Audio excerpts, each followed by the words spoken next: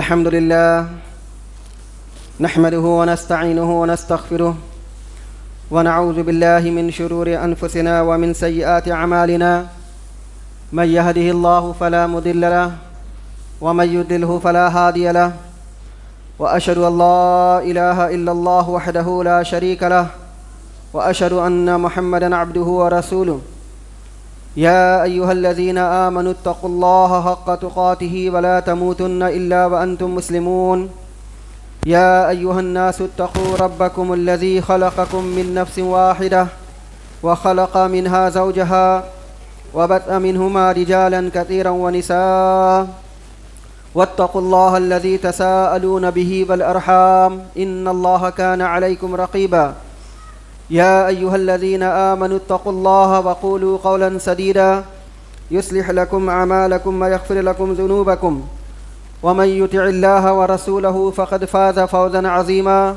أما بعد فإن خير الحديث كتاب الله وخير الهدي هدي محمد صلى الله عليه وسلم وشر الأمور محدثاتها وكل محدثة بدعة وكل بدعة ضلالة وكل ضلالة في النار أعوذ بالله السميع العليم من الشيطان الرجيم من همزه ونفخه ونفثه بسم الله الرحمن الرحيم الذين آمنوا ولم يلبسوا إيمانهم بظلم أولئك لهم الأمن وهم مهتدون رب اشرح لي صدري ويسر لي أمري واحلل عقدة من لساني يفقهوا قولي سبحانك لا علم لنا إلا ما علمتنا إنك أنت العليم الحكيم وتب علينا إنك أنت التواب الرحيم۔ تمام قسم کی تعریف کبریائی حمد و ثنا اس اللہ وحدہ لا شریک کے لیے لائق و زیبا ہے جس نے اس ساری کائنات کی تخلیق فرمائی، ہماری ضرورتوں کے واسطے ہر ایک چیز کو مہیا فرمایا، ہماری رشد و ہدایت کے لیے انبیاء اور رسولوں کا سلسلہ جاری فرمایا اور ہمیں مسلمان بنایا۔ درود و سلام نازل ہو تمام انبیاء کرام علیہم الصلاۃ والتسلیم پر، خصوصاً امام کائنات، امام الانبیاء، افضل البشر، خاتم النبیین، شفیع المذنبین، رحمۃ للعالمین محمد صلی اللہ علیہ وسلم پر۔ اللہم صلی علی محمد وعلی آل محمد کما صلیت علی ابراہیم وعلی آل ابراہیم انک حمید مجید۔ اللہم بارک علی محمد وعلی آل محمد کما بارکت علی ابراہیم وعلی آل ابراہیم انک حمید مجید۔ معزز حاضرین جمعہ، عزیز بچوں، خطبہ مسنونہ کے بعد سورہ انعام سورہ نمبر 6 آیت نمبر 82 کی تلاوت آپ کے سامنے کی گئی۔ انشاءاللہ اسی آیت کریمہ کی روشنی میں چند باتیں آپ کے سامنے رکھنی ہیں۔ اللہ رب العزت سے دعا ہے کہ اللہ تعالی ہمیں حق کہنے، حق سننے، حق سمجھنے اور حق باتوں پر عمل کرنے کی توفیق عنایت فرمائے، آمین۔ آیت کریمہ کا ترجمہ سماعت کر لیجئے۔ اللہ رب العزت نے سورہ انعام سورہ نمبر 6 آیت نمبر 82 میں ارشاد فرمایا، الذین آمنوا ولم یلبسوا ایمانہم بظلم، جو لوگ ایمان لائے اور ایمان کے ساتھ میں ظلم کو شامل نہیں کیا، اولئک لہم الامن، یہی وہ لوگ ہیں جو ایمان والے ہیں اور یہی وہ لوگ ہیں جو امن والے ہیں، وَأُولَئِكَ هُمُ الْمُهْتَدُونَ، اور یہی لوگ ہیں جو ہدایت یافتہ ہیں۔ آیت کریمہ کے اندر میں اللہ سبحانہ و تعالی نے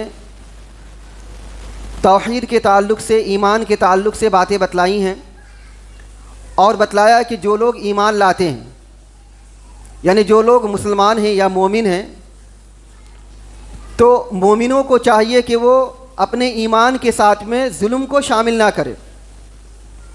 انشاءاللہ اسی خطبے میں آپ کے سامنے میں بات آئے گی کہ ظلم کس کو کہتے ہیں۔ تو آگے اللہ فرما رہے ہیں اولئک لہم الامن، یہی وہ لوگ ہیں جو امن والے ہیں۔ اب امن سے یہاں پہ دو مراد ہیں، ایک تو یہ کہ یہ لوگ قیامت کے دن امن میں رہیں گے، ان کے چہرے پہ کوئی گھبراہٹ، کوئی پریشانی اور کسی قسم کا کوئی حزن و ملال نہیں ہوگا۔ اور دوسرا معنی ہے کہ جنہوں نے ایمان لایا اور اپنے ایمان کے ساتھ میں ظلم کو شامل نہیں کیا، تو حقیقی معنوں میں یہی ایمان والے ہیں. اور اس کی تصدیق کے طور پہ اللہ تعالیٰ آگے فرما رہے ہیں کہ وَأُولَٰئِكَ هُمُ الْمُهْتَدُونَ، صحیح معنوں میں یہی لوگ ہدایت یافتہ ہیں.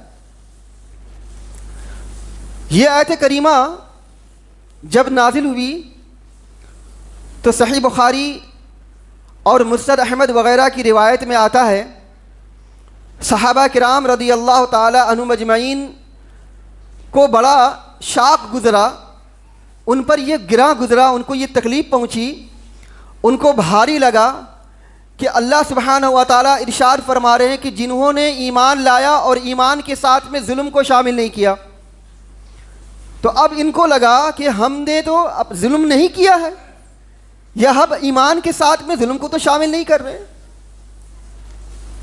قرآن کریم کا جب نزول ہوتا تھا تو اس سے اللہ کے نبی صلی اللہ علیہ وسلم مخاطب تھے یا صحابہ کرام رضی اللہ تعالی عنہم اجمعین مخاطب تھے. تو صحابہ نے سمجھا کہ یہ ہم لوگ اس کے مخاطب ہیں. اللہ تعالیٰ میرے سلسلے میں، ہم لوگوں کے سلسلے میں فرما رہا ہے کہ جو لوگ ایمان لائے اور ایمان کے ساتھ میں ظلم کو شامل نہیں کیا. ان کو یہ تکلیف گزری، رسول اکرم صلی اللہ علیہ وسلم کے پاس میں آئے اور آ کر کے یہ بات بتلائی. تو رسول اکرم صلی اللہ علیہ وسلم نے ارشاد فرمایا کہ یہاں پہ ظلم سے مراد یہ نہیں ہے، ظلم سے مراد یہ ہے کہ جو اللہ کے صالح یعنی نیک بندے لقمان نے کہا تھا. لقمان نے کیا کہا تھا؟ لقمان نے کہا تھا ان الشرک لظلم عظیم، بے شک شرک بہت بڑا ظلم ہے. تو یہاں پہ جو ظلم ہے یہ ظلم سے مراد شرک ہے. اب اس کا معنی یہ ہوگا کہ جو لوگ ایمان لائے اور ایمان کے ساتھ میں شرک کو شامل نہیں کیا، اپنے ایمان کے ساتھ میں شرک کو خلط ملط نہیں کیا، تو حقیقی معنوں میں یہی لوگ ایمان والے ہیں اور یہی لوگ ہدایت یافتہ ہیں. تو شان نزول کے اعتبار سے اور معنی اور مفہوم کے اعتبار سے آپ کو سمجھ میں آ گیا ہوگا. یہ بحث اور یہ موضوع انشاءاللہ بہت آگے جانے والی ہے. آپ اس نقطے کو بہت اچھی طریقے سے یاد رکھیے. ہم میں سے بہت سارے لوگ ایسے ہیں کہ جو ایمان لاتے ہیں، اپنے آپ کو موحد اور توحید پرست کہتے ہیں، لیکن دراصل توحید کو ہم نے بہت ہلکے میں لے لیا ہے، یا توحید کو ہم بہت معمولی سمجھتے ہیں. ہم یہ سمجھتے ہیں کہ بس کسی کے آگے سر نہ جھکایا جائے، شرک نہ کیا جائے، اور اس کے علاوہ کچھ بھی کیا جائے ہمارے لیے جنت پکی ہے. لیکن اللہ سبحانہ و تعالی یہاں فرما رہے ہیں کہ جو لوگ ایمان لائے اور ایمان کے ساتھ میں ظلم کو شامل نہیں کیا. اب ظلم سے یہاں مراد کیا ہے؟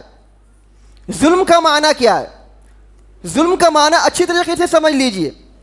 ظلم کا معنی لغوی اعتبار سے یہ ہے وضع شیء فی غیر محلی، یعنی کسی چیز کو اس کی جگہ پہ نہ رکھ کے دوسری جگہ پہ رکھنا، یہ اس کے ساتھ میں ظلم ہے. جو جگہ مناسب ہے رکھنا، اس کے مناسب جگہ میں نہ رکھ کر کے اس کو غیر مناسب جگہ پہ رکھنا، یہ اس کے ساتھ میں ظلم ہے. یہ اس کے ساتھ میں ظلم ہے. تو اب اس معنی کے اعتبار سے ہمیں اپنے کردار کا، ہمیں اپنے عملوں کا جائزہ لینا ہے کہ ہم اپنی زندگی میں توحید کے ساتھ ساتھ میں کسی ایسی چیز کو شامل نہ کریں جو غیر مناسب جگہ ہو، جو غیر مناسب جگہ یا غیر مناسب جگہ پہ رکھی جا رہی ہو. اس کو اچھی طریقے سے سمجھ لیجئے اور یہ اچھی طریقے سے جان لیجئے کہ اگر ہم نے ایمان کے ساتھ ساتھ میں ظلم کو بھی شامل کر لیا تو ہمارے عملوں کا کوئی اعتبار نہیں ہوگا. اسی پر پوری بنیاد ہے، اسی پر آپ کے سارے عملوں کا دار و مدار ہے. یہ اگر نہیں ہے تو آپ کے اعمال کی کچھ بھی حیثیت نہیں ہے. سورہ مائدہ سورہ نمبر 5 آیت نمبر 5 میں اللہ سبحانہ و تعالی ارشاد فرماتے ہیں وَمَن يَكْفُرْ بِالْإِيمَانِ فَقَدْ حَبِطَ عَمَلُهُ وَهُوَ فِي الْآخِرَةِ مِنَ الْخَاسِرِينَ. جو لوگ ایمان کا انکار کرتے ہیں فقد حبط عملہ، تو اس کے سارے اعمال برباد ہیں. اس کا مطلب یہ ہے کہ جو آدمی ایمان نہ لائے اور اس کے باوجود پوری زندگی اچھے اعمال کرتا رہے، نیک اعمال کرتا رہے، تو اس کی نیکی کا کوئی اعتبار نہیں ہے، اس کی نیکی کی کوئی حیثیت نہیں ہے۔ اچھی طریقے سے سمجھ لیجئے اس چیز کو۔ بہت سارے لوگ ہیں جو اس دنیا کی زندگی میں بہت اعمال کرتے ہیں، اچھے اچھے اعمال کرتے ہیں، لیکن چونکہ وہ اپنے ایمان کے ساتھ میں ظلم کو یعنی شرک کی آمیزش کرتے ہیں، جس کی وجہ سے ان کے اعمال کی کوئی حیثیت نہیں رہتی ہے۔ صحیح مسلم میں حدیث نمبر 518 کی یہ روایت ہے، اماں عائشہ رضی اللہ تعالی عنہا نے عبداللہ بن جدعان کے سلسلے میں پوچھا کہ اے اللہ کے رسول صلی اللہ علیہ وسلم، یہ ابن جدعان زمانہ جاہلیت میں بہت اچھا عمل کرتا تھا، لوگوں کو کھانا کھلاتا تھا، غریبوں کی مدد کرتا تھا، مسکینوں کے ضرورت مندوں کی ضرورت پوری کرتا تھا، بہت لوگوں کے لیے مدد کرتا تھا۔ اللہ کے نبی صلی اللہ علیہ وسلم بتائیے اس کا کیا بنے گا؟ اللہ کے رسول صلی اللہ علیہ وسلم ارشاد فرماتے ہیں کہ اے عائشہ، اس نے سارے اچھے عمل کیے، اس نے لوگوں کی ضرورت کو پوری کیا، غریبوں کو اور بھوکوں کو کھانا کھلایا، لیکن اس نے ایک بار بھی یہی نہیں کہا رب اغفر لی خطیئتی یوم الدین، اے میرے پروردگار کل قیامت کے دن میرے خطاؤں کو اور میرے گناہوں کو معاف کر دینا۔ اس نے ایک مرتبہ بھی نہیں کہا۔ تو جب اس شخص نے ایک مرتبہ بھی ایمان نہیں لایا یا رب کے سلسلے میں یہ نہیں کہا ہے تو اس کے عمل کا کوئی اعتبار نہیں۔ اچھی طریقے سے سمجھ لیجئے اس کو آپ۔ اسی طریقے سے مسند احمد کی ایک روایت میں ہے، ایک بدو رسول اکرم صلی اللہ علیہ وسلم کی خدمت میں حاضر ہوا اور آ کر کے پوچھا اے اللہ کے رسول صلی اللہ علیہ وسلم، میرا باپ یہ بہت نیک تھا، بہت اچھا آدمی تھا، لوگوں کی ضرورت کو پوری کرتا تھا، بھوکوں کو کھانا کھلاتا تھا، ننگوں کو کپڑا پہنایا کرتا تھا، اور لوگوں کی ضرورت میں کام آتا تھا۔ اللہ کے نبی صلی اللہ علیہ وسلم بتلائیے میرا باپ تو مر چکا ہے، میرا باپ کہاں جائے گا؟ رسول اکرم صلی اللہ علیہ وسلم ارشاد فرماتے تیرا باپ جہنم کے اندر میں جائے گا۔ بدو کو اتنا سننا تھا کہ وہ پریشان ہو جاتا ہے اور غمگین ہو جاتا ہے۔ پھر وہ پوچھتا کہ اے اللہ کے نبی صلی اللہ علیہ وسلم یہ بتلائیے جب ہمارے باپ کا یہ حال ہے تو آپ کے باپ کا کیا حال ہوگا؟ اللہ کے رسول صلی اللہ علیہ وسلم نے ارشاد فرمایا میرا باپ تیرا باپ کا وہی حال ہوگا۔ آج کے بعد تم کسی بھی کافر کے قبر کے پاس سے گزرو تو اس کو آگ کی خوشخبری سنانا۔ روایت کے اندر میں آتا ہے وہ بعد میں وہ مسلمان ہو گیا۔ مسلمان ہونے کے بعد وہ کہتا ہے کہ جب بھی میں کسی کافر کے پاس سے گزرتا تھا اس کو ضرور یہ خوشخبری سناتا تھا کہ تمہارے لیے آگ ہے، تمہارے لیے آگ ہے۔ تو آپ کے سارے اچھے اعمال کہاں چلے گئے؟ آپ نے لوگوں کی ضرورت کو پوری کیا، وہ آپ کا عمل کہاں چلا گیا؟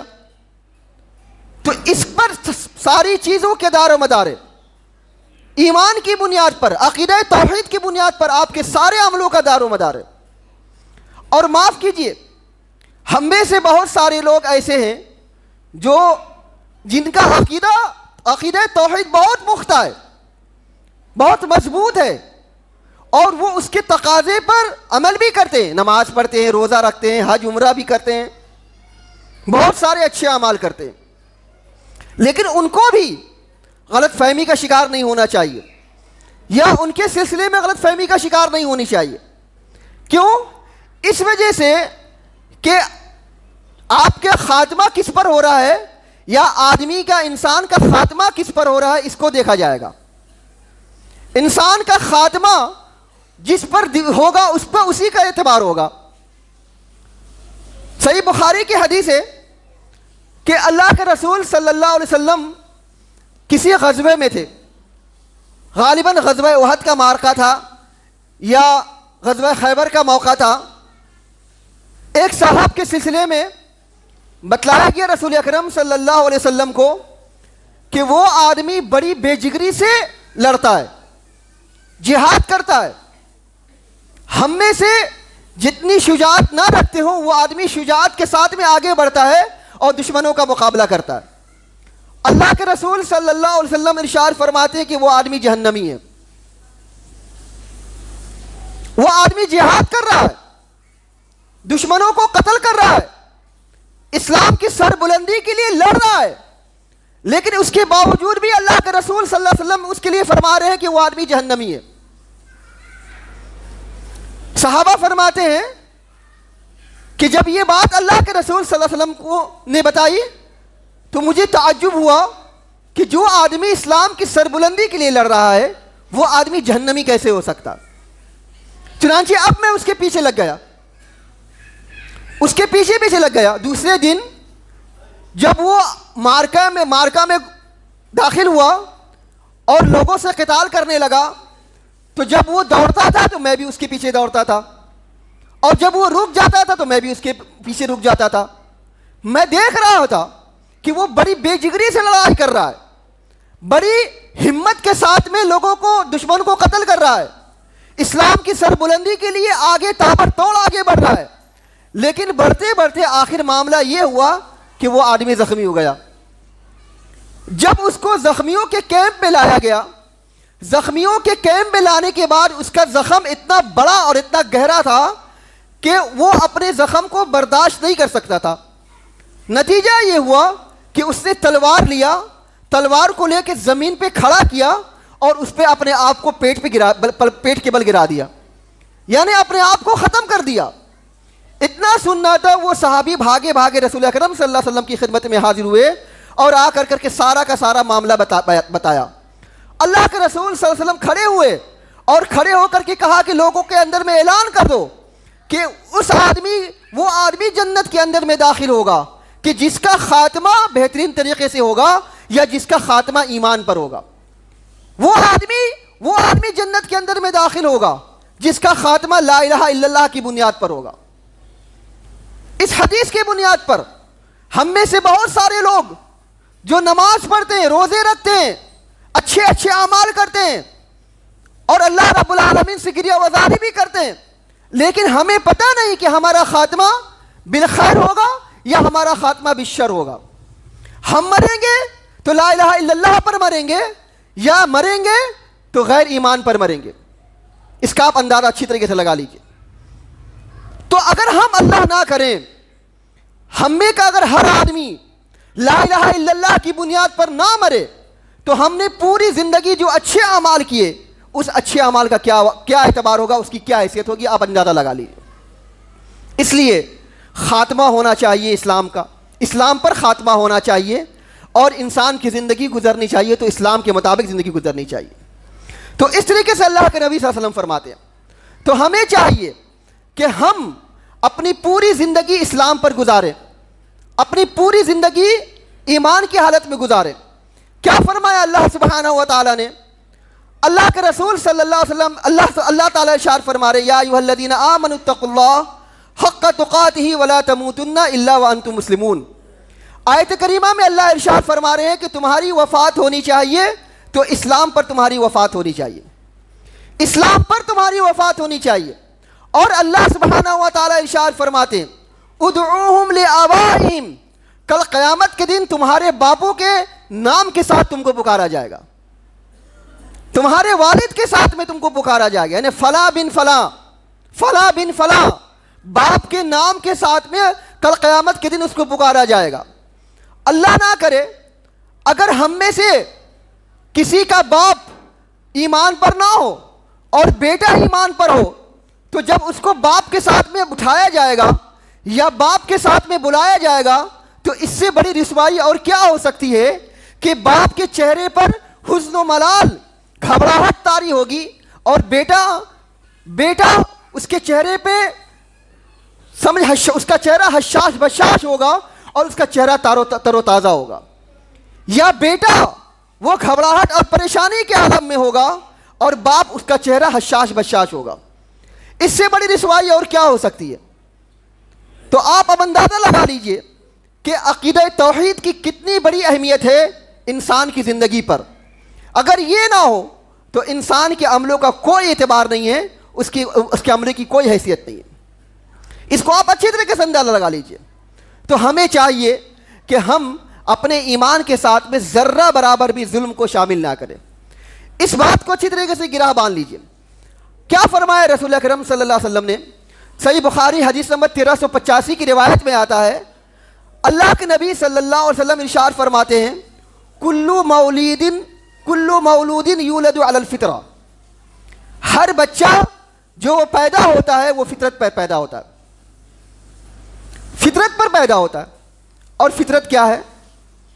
فطرت اسلام ہے، فطرت اسلام ہے۔ اس کا مطلب یہ ہے کہ ہر بچہ جو پیدا ہوتا ہے، چاہے کسی بھی گھرانے میں پیدا ہو، مسلم گھرانے میں پیدا ہو یا غیر مسلم گھرانے میں پیدا ہو، پیدا جو ہوتا ہے وہ مسلمان بن کر کے پیدا ہوتا ہے۔ کل مولود یولد علی الفطرہ، ہر بچہ جو پیدا ہوتا ہے وہ فطرت پر پیدا ہوتا ہے۔ فطرت کیا ہے؟ اسلام۔ کیسے معلوم آپ کو اسلام ہے؟ ہم سب کیسے اس کا ڈیفائن کریں گے یا کیسے بتلائیں گے کہ اس کی فطرت اسلام ہی ہے؟ اس کو سمجھنے کے لیے آپ سورہ اعراف کی تلاوت کیجئے، جس میں اللہ سبحانہ و تعالی ارشاد فرماتے ہیں، وَإِذْ أَخَذَ رَبُّكَ مِن بَنِي آدَمَ مِن ظُهُورِهِمْ ذُرِّيَّتَهُمْ وَأَشْهَدَهُمْ عَلَىٰ أَنفُسِهِمْ أَلَسْتُ بِرَبِّكُمْ قَالُوا بَلَىٰ شَهِدْنَا أَن تَقُولُوا يَوْمَ الْقِيَامَةِ إِنَّا كُنَّا عَنْ هَٰذَا غَافِلِينَ۔ اللہ سبحانہ و تعالی نے ارشاد فرمایا، نبی کریم صلی اللہ علیہ وسلم یاد کیجئے اس وقت کو جبکہ آپ کے رب نے ان کی پیٹھ سے ان کی ذریت کو بکھیر دیا، یعنی آدم علیہ الصلوۃ والتسلیم کی پیٹھ سے ان کی ساری ذریت کو باہر نکال دیا۔ مسند احمد کی روایت میں آتا ہے، حضرت ابن عباس رضی اللہ تعالیٰ عنہما سے مروی ہے کہ عرفہ کے مقام پہ اللہ سبحانہ و تعالیٰ نے آدم علیہ الصلوۃ والتسلیم کی ساری ذریت کو اپنے سامنے میں بکھیر دیا۔ آدم علیہ الصلوۃ والتسلیم کی ساری ذریت، ساری اولاد، اس میں مسلمان بھی تھے، غیر مسلمان بھی تھے، یہودی بھی تھے، نصرانی بھی تھے، مجوسی بھی تھے، سارے کے سارے لوگ اس وہاں پہ اکٹھے ہو گئے۔ اللہ سبحانہ و تعالیٰ نے سب سے عہد لیا، سب سے اقرار کروایا۔ کیا اقرار کرایا اللہ نے؟ الست بربکم، کیا میں تمہارا رب نہیں ہوں؟ قالوا بلا، سب نے اقرار کیا، سب نے عہد کیا، سب نے ایگریمنٹ کیا کہ ہاں آپ میرے پروردگار ہیں۔ الست بربکم، کیا میں تمہارا پروردگار نہیں ہوں؟ سب نے کہا کہ ہاں بالکل آپ ہمارے پروردگار ہیں۔ سب نے اللہ کے سامنے میں اقرار کیا، ان میں سے ہم بھی تھے، آپ بھی تھے، سارے لوگوں نے اللہ کے سامنے میں اللہ رب العالمین کی ربوبیت کا اقرار کیا۔ تو اللہ نے فرمایا، قالوا بلا شہدنا ان تقولوا یوم القیامت انا کنا عن ھذا غافلین، ہم یہ گواہی تم سے اس وجہ سے لے رہے ہیں تاکہ تم کل قیامت کے دن اسی مقام پہ جب لوٹ کر کے آؤ اور میں تم سے اپنے بارے میں پوچھوں تو تم کہنے لگو انا کنا عن ھذا غافلین، ہم تو بھول گئے تھے، ہم تو غافل ہو گئے تھے۔ او تقولوا انما اشرک آباؤنا وکنا ذریۃ من بعدہم، یا تم یہ کہنے لگو کہ ہمارے باپ دادا نے شرک کیا تھا، ہم غیر مسلم گھر میں پیدا ہوئے تھے، ہمارے باپ بتوں کی پوجا کیا کرتے تھے، ہمارے باپ دادا رسومات کی پیروی کیا کرتے تھے، ہمارے باپ دادا بدعات و خرافات کیا کرتے تھے، لہذا آج ہم بھی بدعات و خرافات کرتے ہیں۔ ہمارے باپ دادا بتوں کی پوجا کرتے تھے، لہذا آج بھی ہم بتوں کی پوجا کرتے ہیں۔ ہمارے باپ دادا شرک کرتے تھے، ہم نے اس کو جانا نہیں، بوجھا نہیں، سمجھا نہیں، ہم بھی شرک کرتے۔ ہمارے باپ دادا جیسے کیا کرتے تھے آج بھی ہم ویسے کیا کرتے۔ او تقولوا انما اشرک آباؤنا وکنا ذریۃ من بعدہم، ہم تو ان کی ذریت ہیں، ہم تو ان کے بعد کی ذریت ہیں، ہم نے ان کو جیسا کرتے ہوئے پایا ویسے ہم نے کیا۔ کہاں گیا اللہ رب العالمین کا وعدہ؟ ہم نے آپ نے اللہ سبحانہ و تعالیٰ سے جو وعدہ کیا تھا، جو اقرار کیا تھا، وہ اقرار کہاں گیا؟ تو اللہ سبحانہ و تعالیٰ جب آپ سے ہم سے پوچھے گا اس اقرار کے بارے میں، آپ ہم کیا جواب دیں گے؟ اسی وجہ سے اللہ سبحانہ و تعالیٰ نے انبیاء اور رسولوں کو بھیجا، انبیاء اور رسولوں کو اسی دعوت کے ساتھ میں بھیجا۔ جتنے انبیاء اور رسول آئے سب کی دعوت سب سے پہلے یہی تھی، یا ایھا الناس قولوا لا الہ الا اللہ، اے لوگوں لا الہ الا اللہ کا اقرار کرو، اس چیز کا اقرار کرو جو تم اللہ رب العالمین سے کر کے دنیا کے اندر میں آئے ہو، لا الہ الا اللہ کا اقرار کرو۔ ما لکم من الہ غیرہ، یا ایھا الناس اعبدوا، اے لوگوں اس اللہ کی عبادت کرو جو تمہارے علاوہ کوئی معبود نہیں ہے۔ انبیاء کرام علیہ الصلوۃ والتسلیم سب سے پہلے اسی چیز کی دعوت دیتے رہے، اور اللہ کے رسول صلی اللہ علیہ وسلم پر جب سب سے پہلے جو وحی اتری وہ کیا؟ اقرا بسم ربک الذی خلق، پڑھو اپنے رب کے بارے میں، اپنے رب کے بارے میں جانکاری حاصل کرو، اس لیے کہ تم اللہ رب العالمین سے اقرار کر کے دنیا کے اندر میں آئے ہو۔ اس اقرار کو ہم سب بھول گئے، اس وعدہ وعید کو ہم سب بھول چکے ہیں۔ تو آج دنیا کی زندگی میں ہمیں اس وعدہ کو یاد کرنا ہے، اس عہد کو، اس اقرار کو یاد کرنا ہے۔ تو یہ جب وعدہ لے کر کے دنیا کے اندر میں آئے تو گویا کہ ہم سب مسلمان ہوئے۔ اسی وجہ سے اللہ کے نبی صلی اللہ علیہ وسلم نے ارشاد فرمایا کلو مولود یولد علی الفطرہ، ہر بچہ جو پیدا ہوتا ہے وہ مسلمان بن کر کے پیدا ہوتا ہے، بالکل مسلمان بن کے پیدا ہوتا ہے۔ اور اللہ سبحانہ و تعالی یہی چاہتے ہیں کہ جیسے ہم نے اس کو دنیا کے اندر میں بھیجا ہے، جس فطرت اسلام پر بھیجا ہے، کل مرنے کے بعد جب میرے پاس میں آئے تو اسی فطرت اسلام پر آئے، بالکل بے عیب نہیں۔ ایک بچہ آپ دیکھ لیجئے جب پیدا ہوتا ہے بالکل گناہوں سے مبرہ، بالکل گناہوں سے مبرہ، نہ تو وہ گناہ کرتا، نہ تو ان کے اندر میں مسلکی تعصب پایا جاتا، نہ تو وہ مالکی حنبلی شافعی حنفی ہوتا ہے، نہ تو وہ قدریہ جہمیہ معتزلہ اور اسماعیلی ہوتا ہے، نہ تو وہ شیعہ اور سنی ہوتا ہے، بالکل فطرت اسلام پر پیدا ہوتا ہے، بالکل فطرت اسلام پر۔ اور اللہ سبحانہ و تعالی یہی چاہتے ہیں کہ جب یہی بچہ جب مرے اور مر کر کے میرے سامنے میں آئے تو اسی فطرت کے مطابق میرے پاس میں آئے، فطرت اسلام پر آئے۔ اسی وجہ سے اللہ فرماتے ہیں یا ایھا الذین آمنوا اتقوا اللہ حق تقاتہ ولا تموتن الا وانتم مسلمون، لوگوں تمہاری وفات ہونی چاہیے تو اسلام پر ہونی چاہیے، فطرت اسلام پر اللہ نے پیدا کیا ہے تو فطرت اسلام پر تمہاری وفات ہونی چاہیے، ورنہ معاف کیجیے گا اگر ہم میں سے کسی کی وفات فطرت اسلام پر نہ ہو تو ہمارا ٹھکانہ کہاں ہوگا، آپ اچھی طرح سے سمجھ لیجیے۔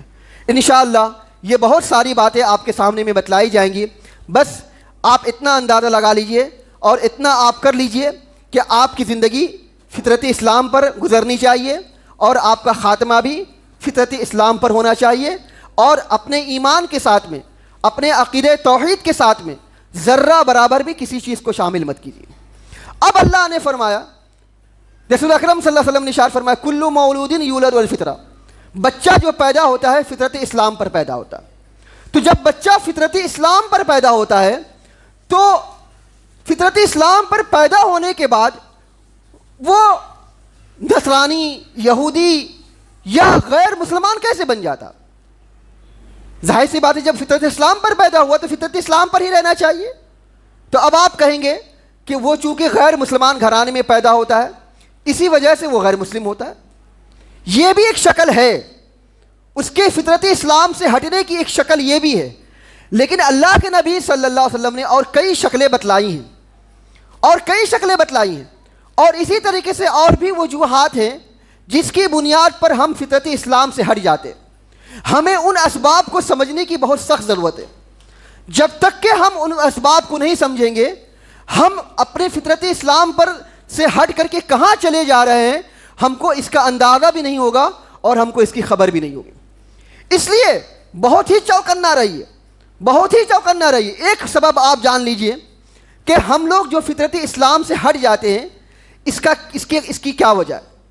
سنن نبی داؤد کے حسن درجی کی روایت میں آتا ہے، اللہ کے رسول صلی اللہ علیہ وسلم ارشاد فرماتے ہیں جب اللہ سبحانہ و تعالیٰ نے ساری ذریت کو، آدم علیہ السلام کی ساری ذریت کو بکھیر دیا تو ان میں سے